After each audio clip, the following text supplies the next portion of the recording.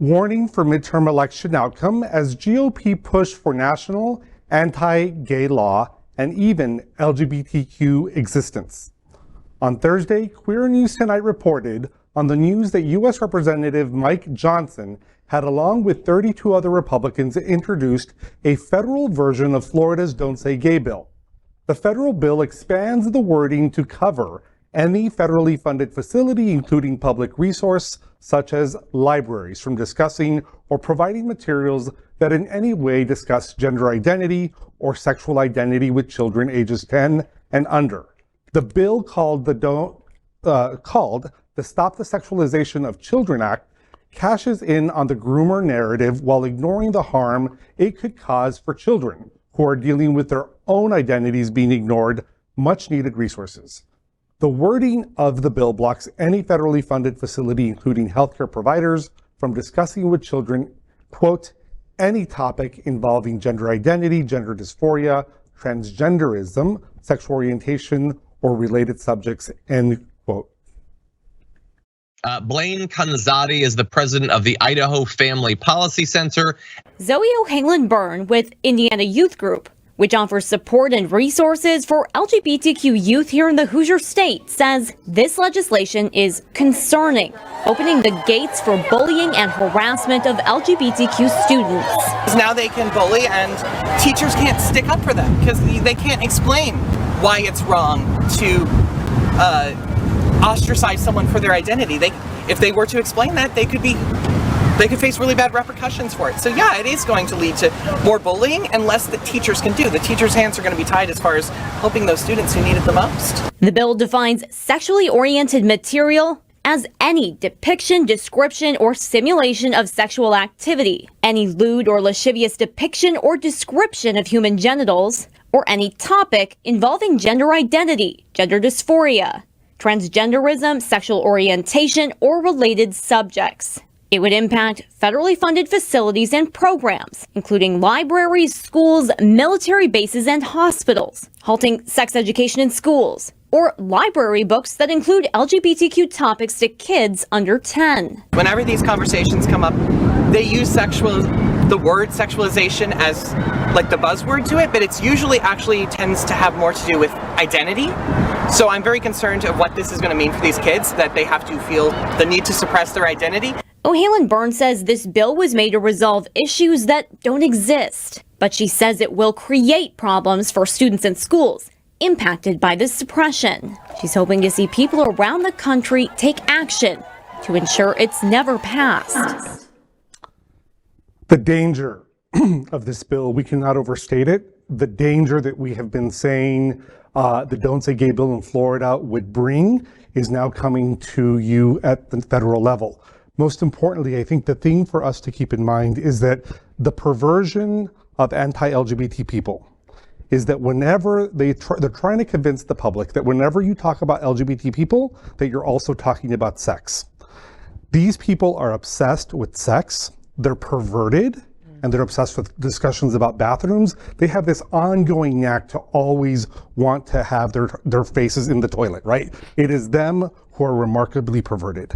We have stated time and again that what we saw in Florida was going to go to the national level, and people have told us, even people within our own community, that we are exaggerating.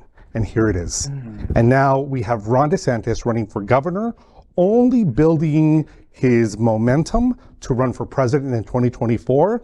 We are sounding the alarms on the need to be able to get out and vote and to stop Ron DeSantis now, because this is a freight train that is moving so rapidly. And it is our move into fascism. It's so scary. I remember when Don't Say Gay was first introduced here in South Florida, I turned to Al and I'm like, Al, come on, this doesn't have any base. There's no way that this is going to pass, right? And here I am looking over at you again and saying, now federally, could this be something that could really happen? All I can do is say one of our leading LGBT advocates in the country has just outlined it in crystal clarity. There is a speeding freight train heading right for us, and the question is, how do we stop the train, or how do we get off the tracks? Those are our only two choices, because the train's coming. for sure. And the train's going to run over our LGBTQ plus kids. Our okay? children. Our children. You're going to kill our children, basically. That is what's going to happen. And this is in the face of progress, right? I think that a couple of news shows prior, we have reported the increase of people coming out at younger ages, the increase of number of people who identify as non-binary and bi. They've always been there, right? But the improvements that we have made and the advances that we have made are like a wrecking ball, right? The progress we make is the wrecking ball being pulled back, and it's coming back to attack us. Why? Because anti-LGBT people, transphobic people, and homophobic people do not like that we are thriving. And so their response to us thriving is to try to demonize us and to try to attack us into non-existence. And so I know that the comfort that we have lived in over the last 10 to 12 years, especially with marriage equality, is that we got way too comfortable, right? We took our eye off the ball knowing that our opposition is always there. And the reality is I'll be kind and light to everybody, and that is that we deserved having a little bit of a, moment to breathe and to celebrate the fact that there was growing acceptance and to finally think, oh, there's not a target on our back. However, it's always been there. It will not go away. And therefore, organizations like SAVE, organizations like HRC, the Task Force Equality Florida, all of these organizations that are doing the work in the trenches, they cannot cease to exist. Yeah, they must always be there. It's interesting to me because in some circles, some intellectual circles, they call it the Oliver Twist moment. You take your plate up to the foreman and say, "Please, sir, may I have some more?" And the very gesture of it is to say you're not worthy to be sitting at the table in the first place, which is what I hear you just say. Yeah. We absolutely are worthy to be at the table. We do not have to justify our existence, and we do not have to apologize for our existence. That's correct. Our problem is we're fighting a foe that doesn't even want to acknowledge that you are alive. And if you are going to live, don't talk, don't speak about it. And we'll allow you to be in the place.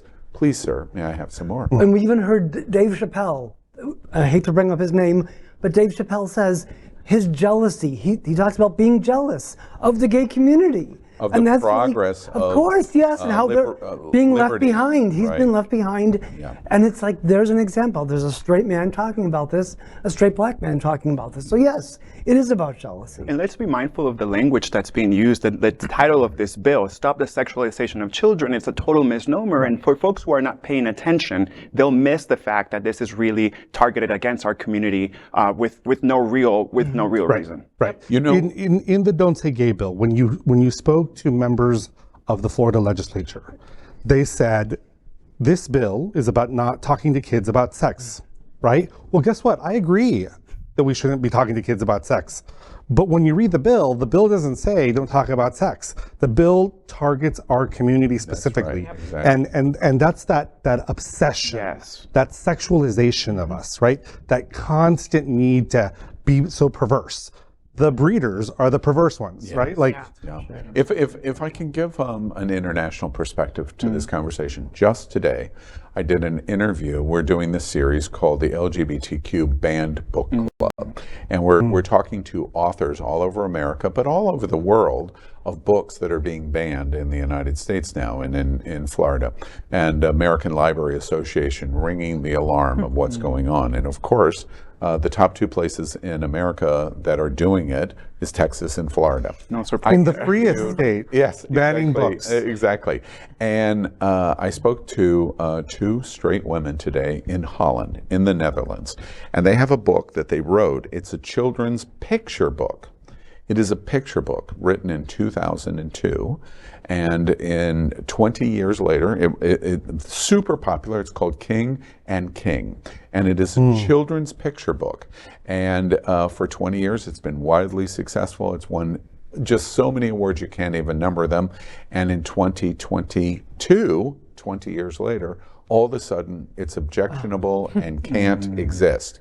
It is now the #4 most banned book in America. It is completely banned in every school district county in the state of Florida, King and King. It's a picture book. And you know what it's about? It's about the queen of this country in the picture book deciding, I don't want to rule anymore. I want my son, the prince, to take over the kingdom. But you can only do that in fairy tale fashion by finding your princess. So the picture book story is all of the princesses that he meets from different countries and lands to see, well, do you like her? One of them, by the way, being from Texas. And he, no, not her, and not her, and not her. And then the Princess of Greenland comes to the kingdom.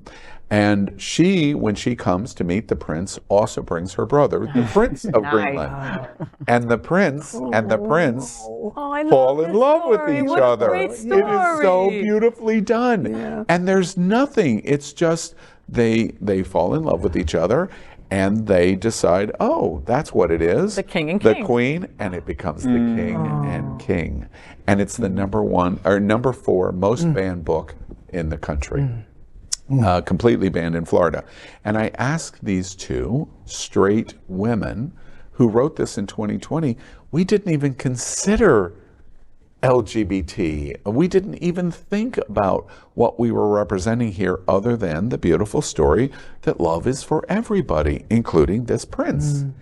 And when all of this came up, I asked them today in the interview to tell about their experience in the Netherlands and how do the Dutch feel about what they're watching in America. And there's shock. There is absolute shock from them of going, we don't even understand why you're doing this. What is the reason that you're pursuing it? Well, the answer is there isn't one. Yeah. Orlando just describes the bill. The bill is nothing other than to ban you. It's not to protect anyone or give rights to parents. It is to restrict and ban for what reason? Power and money. DeSantis is power and DeSantis is money. And that was the Dutch point of view today. When you put it in a global perspective, I think about our national identity, right? So to other people in other countries, we are what we've been telling them we are always, right? We're freedom, we're liberty, we're equal protections, etc. And now they're looking at this saying, what happened? Y'all are wrong. You're not who you say you are. Yeah. And you know, this is the country also of mass marketing, like, right? We brought McDonald's to everybody, and they're now seeing us as like, you all are phony.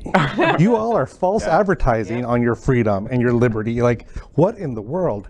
And to me, you know, when I think about that perspective, I think that we are now losing ourselves as a country in our national identity. It is, you know, every you know, empire has a rise and it has a fall. And this is it.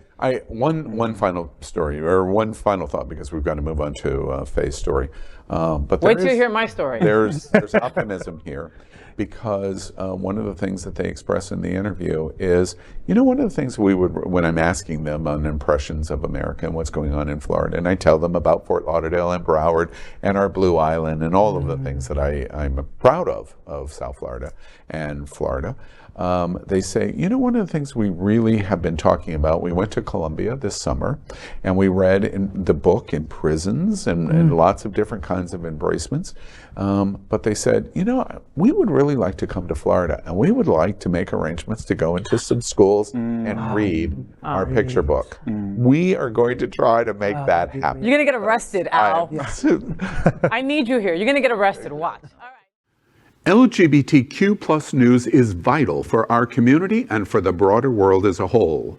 We have enough enemies at Fox News. Tucker, Sean, and Lara are loud. We need passionate allies. Happening Out Television Network, Queer News Tonight, and It's Happening Out are literally out of the closet and into the headlines. Our community needs your support. Like this broadcast and subscribe now to ensure the growth of the entire LGBTQ plus community.